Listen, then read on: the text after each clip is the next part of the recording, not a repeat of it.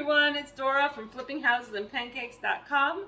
I know it looks like I'm getting ready to do a cooking video. I am going to be cooking, but that's not what the video is about. I just have a lot of cooking to get done. It's a Friday afternoon. Shabbos is coming, the Sabbath, and I got to get a lot of food prepped.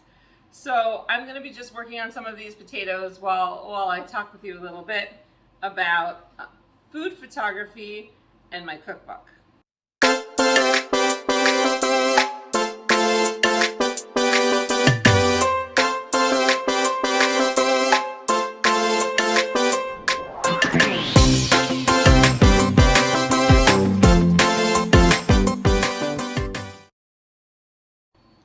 Okay, so just to start, these potatoes are all really small. I ended up with a bag of small russet potatoes and I didn't feel like peeling them.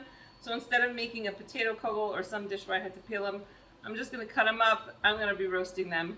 I'll tell you about it as I go. But for the time being, I'm going to be cutting up potatoes and putting them in a bowl while I talk with you. So for my cookbook, I did not hire any major company to come out and do the photos. I actually hired a good friend of mine. I have a friend, her name is Rachel Lazar. She owns Reflections by Rachel, which is a photography studio. She does mostly portraits, but she also does the food photography for several restaurants in the neighborhood. And that's where I first had the idea of like, hey, maybe Rachel could do my food photos. So in the end, I called her and we decided, she was like, well, I've never done a cookbook before, but we can try it. She mostly did menu, photos for a menu in a restaurant sort of thing, or for their online, for their website. So she came over, she brought her kids. I cooked like 15 different dishes that were in my cookbook. She brought her kids with her. Her kids and my kids were playing and munching on everything, and we went around and we took pictures, and neither one of us really knew what we were doing so much, because usually she had a chef who would set up the plates. She would have a chef that would set up the plate, and then she would only have to do the photograph.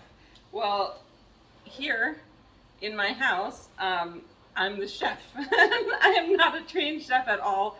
So in terms of making the plate look really nice, I wasn't so good at that. Hopefully, the photos still came out really good. They actually look beautiful, and I was very excited to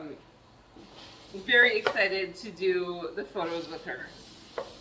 I'm just gonna stop for 1 second and ask my kid to move out of the room because he's being very distracting. You can't see him, but I can. Go that way. Go that way. Go back downstairs. This is what happens when you homeschool and you try and do videos at the same time. Your kids are always there, but they just kind of like crept up next to the video. Anyhow, that's beside the point. So my friend came over, I cooked like 15 dishes. I set them all on whatever plates I could think of, but I didn't know a lot about food photography at that time because I guess I never thought about it. I've seen a lot of beautiful pictures, but I never thought about how to get the plate to look like that. My food tastes really good, if I do say so myself. A lot of people have told me my food tastes really good, but I usually serve like big groups. People come and they take whatever they want. I never had to plate it beautifully. So we kind of experimented a lot in that one. And we did a lot of the photos on my back porch. You can see kind of behind me right there, pointing with a knife. Back there, we did all the photos outside on my back porch. It was a lovely day, so that was good. But that was 15 photos. They came out really nice, which was great. But then I discovered, I have like 170 food items, 170 recipes in my cookbook, plus variations. There were a lot more that had to get cooked and photographed. So I started doing more research online, and she did more research too. And we picked up backdrops and more serving dishes, and I borrowed some serving dishes from different people, and we started to do more of the photographs. So the next time, well, actually, let me tell you. So this first time, she took a few photos of the kids eating some of the food that I made. The photos came out so cute, and you could really see how much the kids enjoyed eating the food. I was like, this is great. I want to do some more photos like that. So the second photo shoot that we did, I did a lot of picnic photos, and I invited some of my very good friends and their kids to come, and we had a great time. I made 50 dishes. It was insane. I cooked for like 2 days for that photo shoot and made like 50 dishes. It was a beautiful day. My friends came over, they brought their kids, and we set the table, and she went around, she took photos of all the food, she took photos of the kids enjoying the food, she took photos of the grown-ups enjoying the food.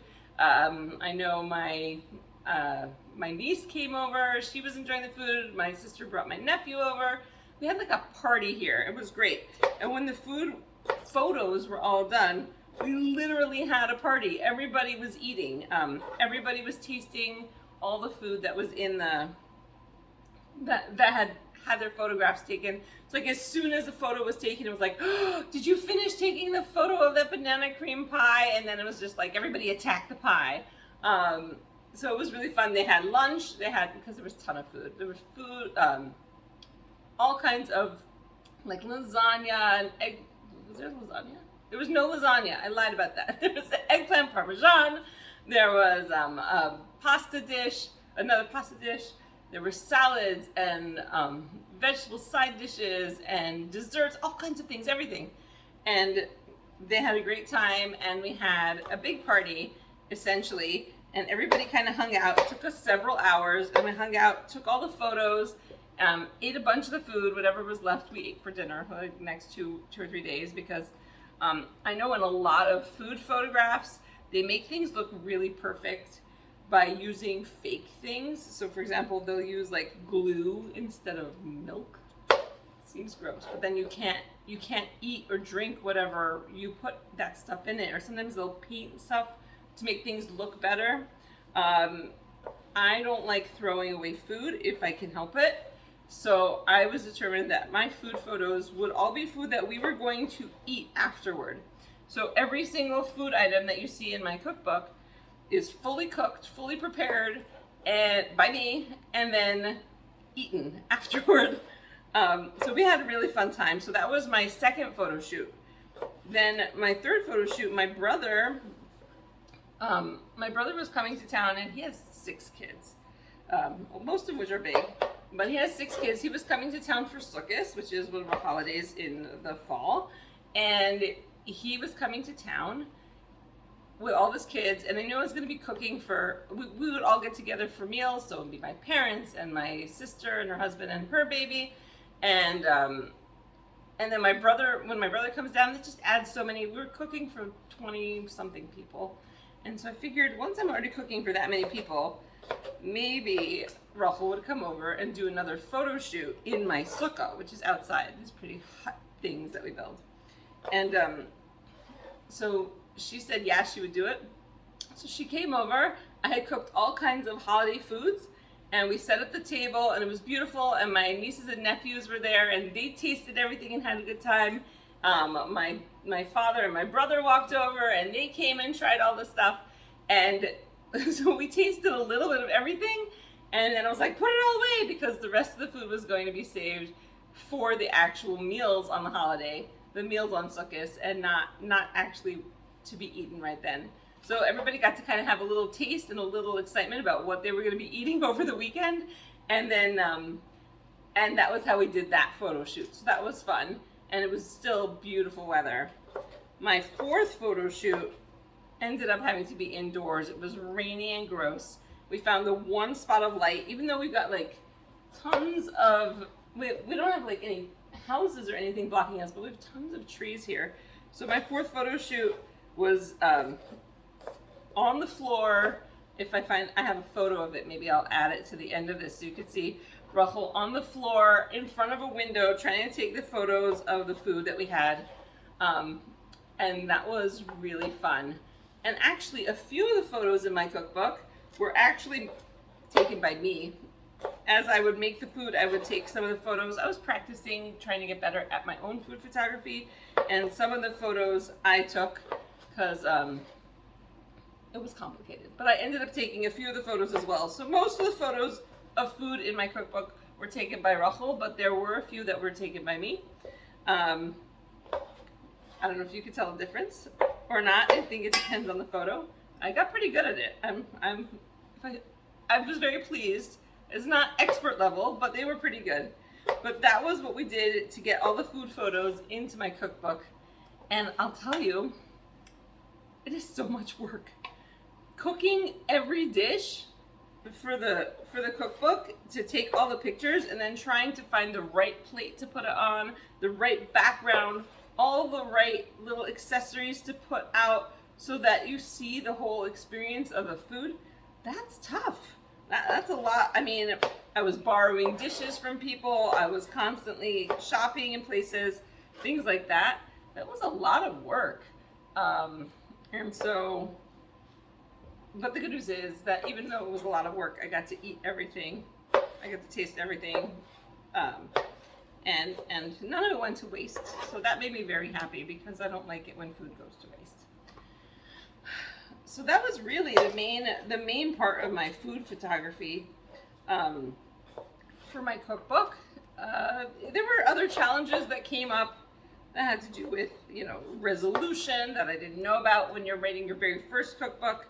And the people you're working with also have not written a cookbook or worked for anybody writing a cookbook, taking the photographs for anything like that. It's a little different, and I had to learn a lot, but I think it was a really cool experience. I hope that when you see those photos, you will enjoy them, and you'll know that's what the food really looks like when it's done cooking. It's exactly how my recipes come out. It may not be so pretty, but like I said, it will taste good. So I'm hoping that when you see the photo, you don't have to worry. Like, sometimes you see photos in cookbooks and it's so beautiful, and then you make it and you go, wow, mine doesn't look a thing like that. Mine looks ugly. And you go, but at least it tastes good. Well, in my case, in my cookbook, that's what the food looks like. We did our best to make it look pretty, but really, I just made the exact recipe. Everything was fully cooked, so we didn't do any of the, like, where they use raw chicken or raw meat to make it look more plump or juicy or something. Everything was fully cooked and eaten right after the photo was taken. And so when you go to make the recipes from my cookbook, I think that's going to help, because you'll know exactly what it really is going to look like. And you'll also, hopefully you'll remember that if a person who wrote a cookbook figures that the most important thing is how it tastes and not necessarily how it's presented, maybe you'll be nice to yourself also when you go to cook, and you'll remember that it's more about how much you enjoy the process and how much you enjoy eating the food that you made, and not so much how you enjoyed, not so much how it actually looked. Now, I think my potatoes, I got them all. Should we check? Make sure I got all my potatoes. I missed two. Didn't miss any. These potatoes, I washed them all, and it was so many potatoes that I just decided to dump them all in a bowl, which means, but I also don't want to use too many bowls, because then I have to wash a lot of bowls. So I was just dumping all the cut potatoes on top of the uncut potatoes. So, all right, there we go. Now I know that was done. What I'm gonna do is I found this really neat spice, and it's called Black Truffle Garlic Seasoning. I don't think you could read it from there, but it's by the Spice and Tea Exchange, spiceandtea.com. This is not a promo for them or anything. I happen to have bought it. It smells amazing. It's kosher. It smells amazing. Not every one of their spices is kosher, so you have to check each package. This one is kosher, and it smells amazing. And it says it has black truffle, sea salt, garlic, cilantro, cumin, parsley, black pepper, oregano. I don't even like cilantro, but it smells so good that I went and I bought it, because I was like, nope, I need that. So I'm gonna it's also not inexpensive. This is quite a fancy spice mix.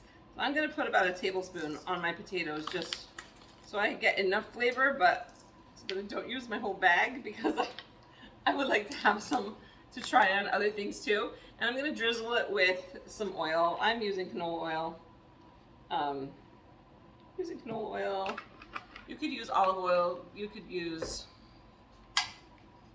avocado oil. And instead of a spice mix, you could use any other spice mix you have, Mrs. Dash, or whatever flavors that you really like. A little salt and pepper and garlic and paprika also works. And I just put it all in a bowl and I toss it together. I'm gonna throw this on a sheet pan that I prepared with aluminum foil and some cooking spray. Just want to make sure it gets nice and coated in the little bit of oil that I put there. I'm gonna throw this in the oven and roast them. Hopefully they'll taste good. And it's a pretty easy meal, side dish. Let's go ahead and pour it out. There we go. I'm gonna spread them out so that they're nice and spread out. I'm gonna wash my hands before I move this into my oven because otherwise I'll just get spiced and seasoned oil all over my entire kitchen. But I hope you enjoyed this video. I hope you enjoyed hearing all about how we did the photography for my cookbook. If you did, please subscribe. Please hit the bell for notifications for the next time I upload a video. And also, go ahead and check out my website, flippinghousesandpancakes.com.